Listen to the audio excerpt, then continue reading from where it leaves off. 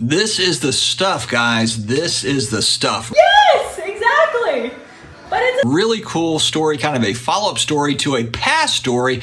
Again, we've been talking recently about how Fanatics, how you've got Panini employees that are jumping ship and going over to Fanatics.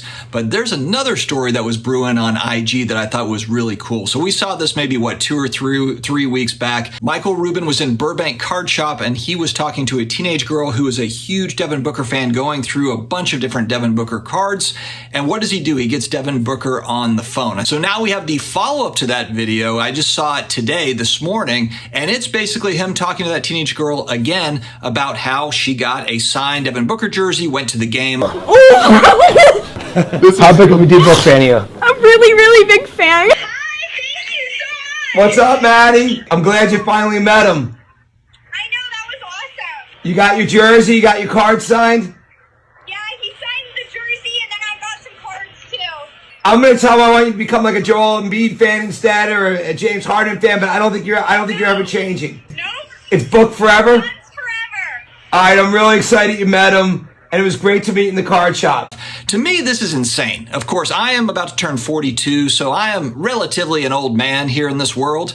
But when I was a kid, you didn't even have cell phones, let alone a phone that you could do a video call on. I mean, just think about how advanced communications have come over the last 30 years. I can't even imagine in 1990 being in a card shop and, I don't know, running into the owner of Pro Set, and they were like, hey, do you want to talk to Bobby Hebert on the phone? And no, like, it's just insane to think about that. And we are living in a digital world. Communications have become so much more advanced. And so really cool kind of watching this happen, because it shows again the possibilities of what Michael Rubin is able to do with Fanatics. He's the visionary, he's the figurehead. So expectations are really high. I mean, look, we have Panini kind of controls one set of licenses. You've got Topps that controls baseball. There's really not that many players in the manufacturing market. Leaf makes products, but look, there's just not a lot of players here. So expectations are high for Fanatics. And again, the stuff that they've rolled out here over the last few weeks has been really, really impressive.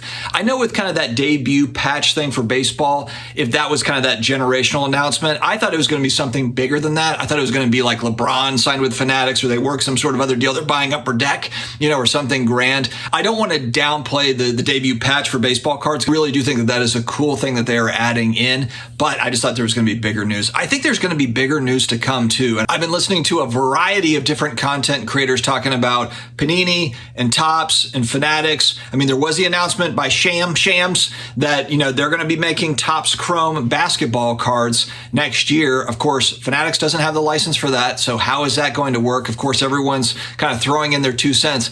There's not really that many options for this. They're either making the unlicensed products or they're somehow getting a license. Like, it's one way or it's one or the other, really. I mean, that's kind of what it is. It's either going to be unlicensed or it's licensed. And if it's licensed, of course, there's either a deal with Panini or the NBA yanks the license from them early. I don't know how that would work. One way or another, we are going to see basketball cards from Topps Fanatics next year. Very cool stuff, but I wanted to share for those. I know I've got viewership that is not on Instagram, and so I wanted to share kind of both of those side by side as kind of a follow-up to that first video that Michael Rubin did, and just the reaction that he's gotten. I'm sure he's probably thinking like, wow, I need to keep this going, because if you're trying to put positive marketing out there, if you're really trying to get attention, kind of that good attention, that is the stuff, man. That is the stuff. Keep that sort of thing coming, because that's every fan's dream, is to just get closer to the players, to the athletes, and that is really what the cards represent. It's kind of a relationship that you have with the athletes that you really enjoy watching the most. That's really what kind of cards and sports memorabilia is found. That's a foundational piece